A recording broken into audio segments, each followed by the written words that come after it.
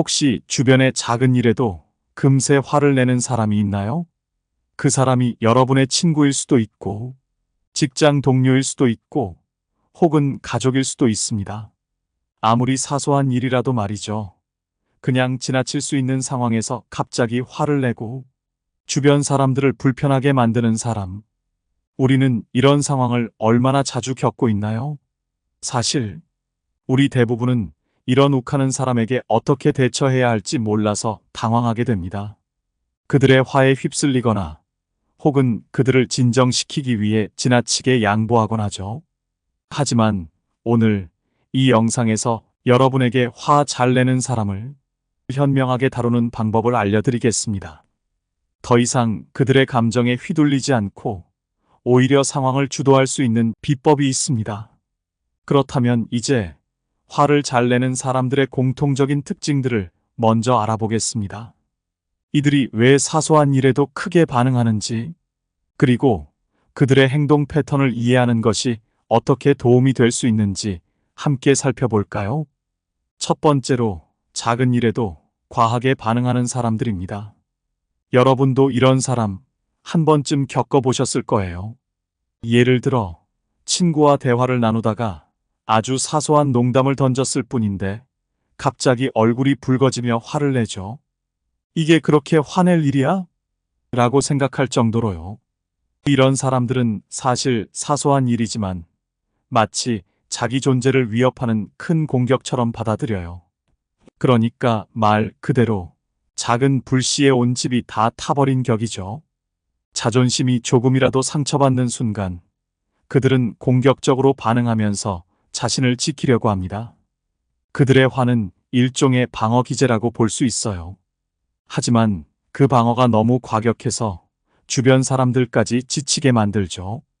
두 번째는 비난의 화살을 돌리는 습관이에요. 이런 사람들과 있을 때는 여러분이 뭔가 잘못하지 않았는데도 마치 여러분의 탓인 것처럼 느껴지는 경우가 있죠. 예를 들어 친구와 함께 약속 장소에 가는 도중 친구가 길을 잃었어요. 그런데 그 친구가 갑자기 네가 제대로 알려줬어야지. 라고 화를 냅니다. 이런 경우 그 사람은 자신의 실수를 인정하는 것이 두려워서 남에게 책임을 돌리는 겁니다.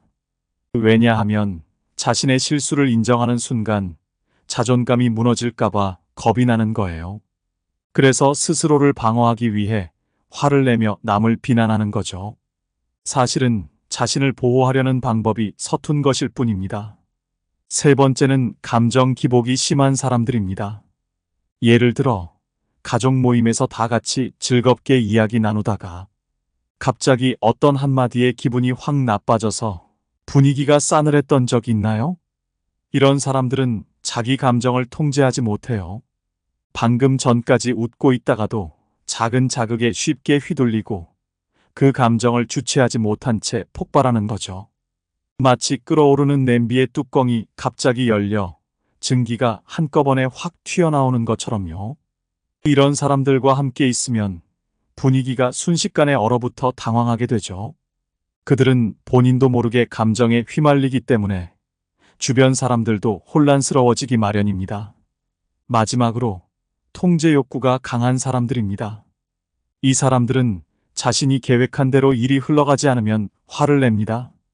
예를 들어 집안에서 무언가를 하려고 계획해뒀는데 가족들이 그걸 무시하거나 엉뚱하게 행동할 때 그 사람은 갑자기 화를 내며 왜? 내 말대로 하지 않았어? 라고 크게 소리치죠. 이런 사람들은 자신이 통제하지 못하는 상황을 두려워하는 겁니다. 회의나 중요한 결정을 내리는 자리에서도 자신의 의견이 반영되지 않으면 화를 내면서 상황을 통제하려고 해요. 마치 자신이 모든 것을 장악하지 않으면 불안해서 견딜 수 없는 것처럼요. 그들에게는 그 통제권을 잃는 순간이 바로 세상이 무너지는 순간과도 같습니다. 결국 이런 사람들은 자신을 방어하거나 불안을 통제하기 위해 화를 내는 겁니다. 그들의 격한 반응은 사실 자신을 보호하려는 방법일 뿐이죠. 중요한 건 우리가 그들의 심리를 이해하고 그 상황에 휘말리지 않는 방법을 찾아내는 겁니다.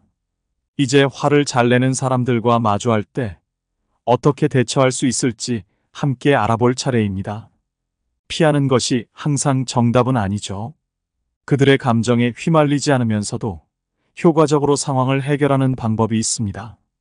자, 그러면 화를 잘 내는 사람들을 대처하는 5가지 구체적인 방법을 단계별로 살펴보겠습니다. 각 방법은 간단하지만 강력한 효과를 발휘할 수 있습니다. 이 중 하나만 활용해도 상황을 크게 개선할 수 있으니 자신에게 맞는 방법을 선택해 실천해 보세요. 첫 번째, 진정해라는 말을 절대로 하지 마세요.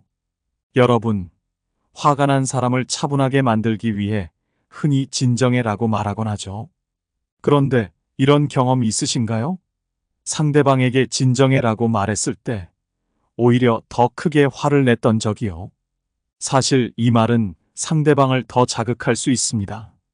진정하라는 말은 마치 그 사람의 감정을 무시하거나 그 감정이 잘못된 것처럼 느껴지게 할 수 있거든요. 그 순간 상대는 더 크게 반발하게 됩니다. 예를 들어 친구와 대화 중에 무심코 던진 말 한마디로 친구가 화가 나서 목소리를 높인 상황을 떠올려 볼까요? 여기서 만약 여러분이 진정해라고 말한다면 그건 마치 그 친구의 감정이 과장됐다는 듯이 들릴 수 있어요. 그러면 어떻게 될까요? 그 친구는 더 화를 내며 대화는 완전히 꼬여버리죠. 진정해라는 말은 불에 기름을 붓는 격입니다. 이럴 때 어떻게 해야 할까요? 가장 중요한 것은 상대방의 감정을 인정하면서도 감정적으로 휘말리지 않는 것입니다. 이때 사용할 수 있는 효과적인 방법은 차분하게 이렇게 말하는 겁니다. 내가 너를 화나게 했다면 미안해. 그런 의도가 아니었어. 네가 힘들어하는 것 같은데. 그 부분을 좀 더 이야기해 줄래? 특히 그 부분을 좀 더 이야기해 줄래? 이 한마디는 상대방의 감정을 인정하면서도 대화의 방향을 차분하게 돌리는 방법입니다. 상대방의 감정을 인정하고 이야기를 풀어나가도록 유도하는 거죠. 그들의 감정을 먼저 받아들임으로써 상대가 자신을 존중받고 있다고 느끼게 되며 스스로 진정하게 만듭니다. 심리학적으로 화가 난 사람은 자신의 감정이 무시당할까 두려워합니다. 그래서 진정해 같은 말은 오히려 그들의 감정을 깎아내리는 것처럼 들릴 수 있어요. 반대로 그들의 감정을 인정하고 대화를 이어가면 그들은 차분해질 기회를 얻게 됩니다. 퇴계 이황은 말했습니다. 자신의 마음을 다스릴 줄 아는 자가 남의 마음도 다스릴 수 있다.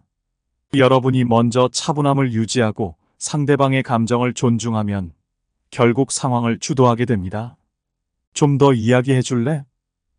이 한마디를 던졌을 때 상대방은 내가 무시당하지 않고 내 이야기를 들어주려 하는구나 라고 느끼면서 감정이 서서히 가라앉게 됩니다. 결국 감정적으로 휘말리지 않고 차분하게 대응하는 것이야말로 화를 잠재우는 가장 강력한 방법인 거죠.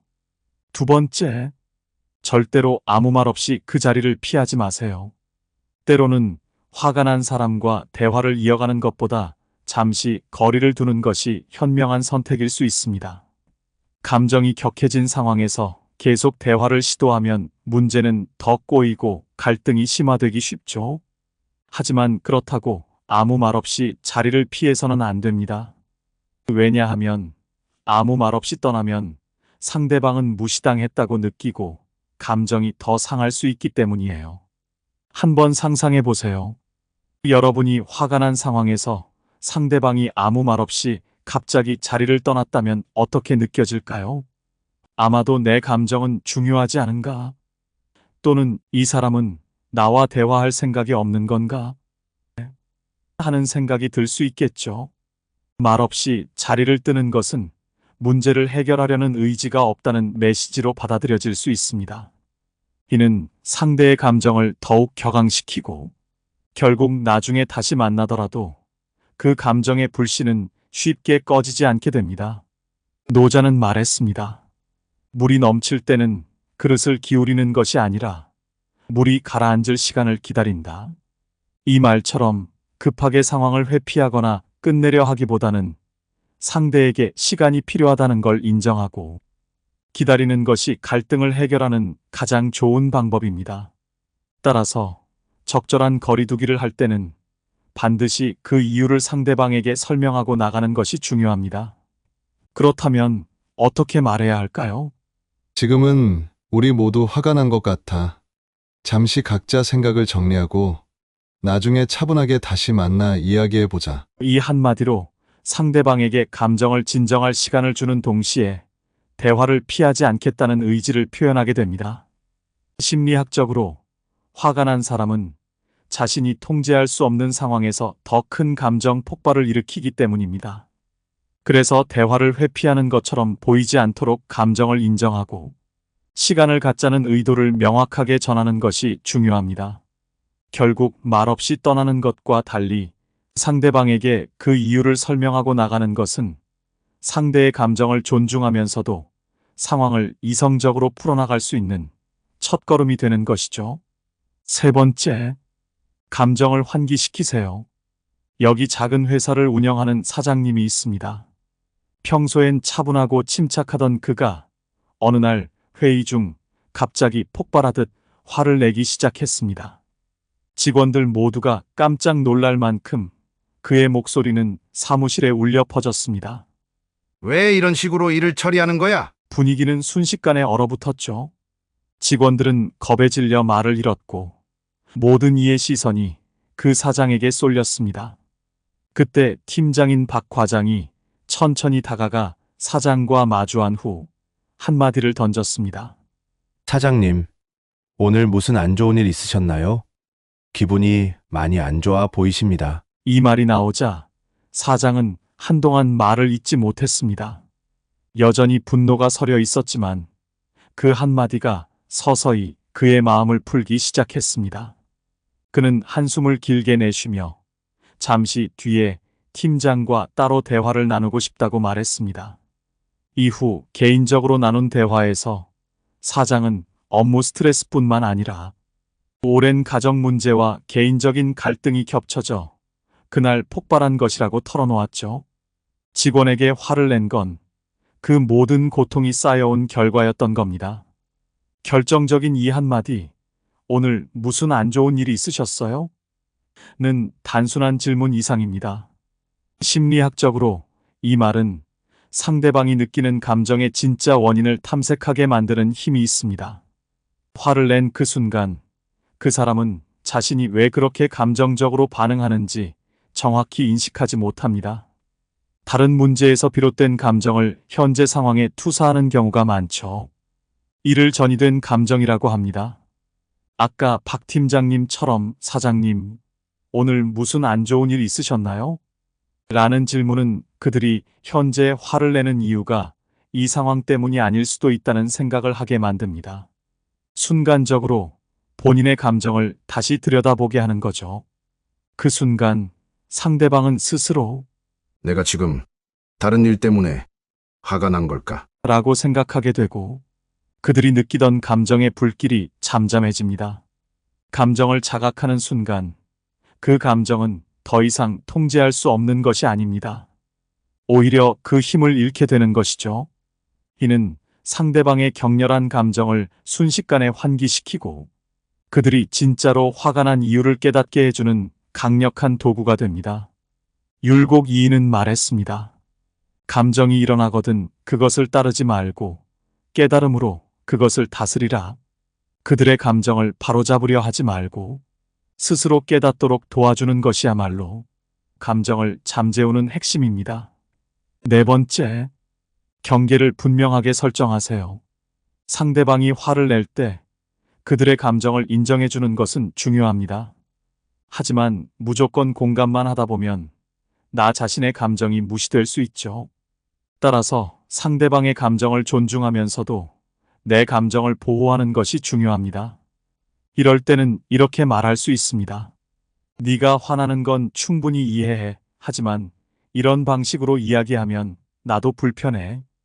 이 한마디는 상대방의 감정을 존중하면서도 그들이 더 이상 선을 넘지 않도록 자신의 감정과 경계를 명확히 표현하는 방법입니다.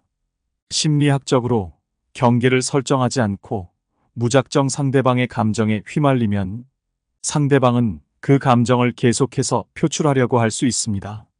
따라서 감정적으로 공감하면서도 자신의 한계를 분명히 하는 것이 갈등을 최소화하고 건강한 관계를 유지하는 핵심입니다. 퇴계 이황은 이렇게 말했습니다. 지혜로운 자는 타인의 마음을 받아들이되 자신을 잃지 않는다. 상대방의 감정을 이해하는 동시에 나 자신을 잃지 않고 지키는 것이 바로 경계 설정의 중요한 역할입니다. 5번째, 감정을 인정하되 해결책을 제시하세요. 화가 난 상대방과 대면했을 때 그들의 감정을 인정하는 것은 문제를 해결하는 데 있어 필수적인 첫 단계입니다. 하지만 단순히 감정을 인정하는 것만으로는 상황이 해결되지 않죠. 이럴 때는 감정을 인정하면서도 실질적인 해결책을 함께 모색하는 것이 중요합니다. 예를 들어 프로젝트 마감일이 지연되어 동료가 화를 낸 상황에서 네가 화나는 건 이해해. 라고만 말한다면 동료는 자신의 감정이 인정받았다고 느끼겠지만 문제의 본질을 해결하지는 못할 겁니다. 이럴 때 네가 걱정하는 부분을 이해해. 이 문제를 해결하기 위해 어떤 구체적인 조치를 취할 수 있을지 함께 생각해보자. 라고 말하면 어떻게 될까요? 이 방식은 심리학적으로 2가지 효과를 가지고 있습니다. 첫째, 상대방의 감정을 존중하면서 그들의 불만을 실질적으로 해결할 수 있는 기회를 제공합니다. 둘째, 문제 해결에 대한 공동의 책임감을 느끼게 해주어 갈등을 줄이는 데 도움이 됩니다. 율곡이인은 말했습니다. 진정한 지혜는 문제를 이해하고 그 문제를 해결하기 위해 노력하는 것이다. 결국 감정을 인정하면서 해결책을 함께 모색하면 갈등을 줄이고 관계를 더욱 건강하게 유지할 수 있습니다. 상대방은 자신의 감정이 존중받는다고 느끼면 문제 해결 의지도 커집니다. 이 방식은 신뢰를 깊게 하고 더 나은 관계를 만들어줍니다. 오늘 우리는 욱하고 화내는 사람에게 지혜롭고 현명하게 대처하는 방법을 알아봤습니다. 이제 더 이상 화내는 사람 앞에서 물러서거나 그냥 져주지 마세요. 혹시 여러분도 비슷한 상황을 겪으셨다면 댓글로 사연을 나눠주세요. 많은 분들께 큰 도움이 될 겁니다. 이 영상이 필요한 분들께 공유해 주시고 구독과 좋아요로 저를 응원해 주세요. 여러분과의 소중한 연결이 저에게 큰 힘이 됩니다. 오늘도 행복한 하루 되세요. 이상으로 마음 풀고 가세요 였습니다.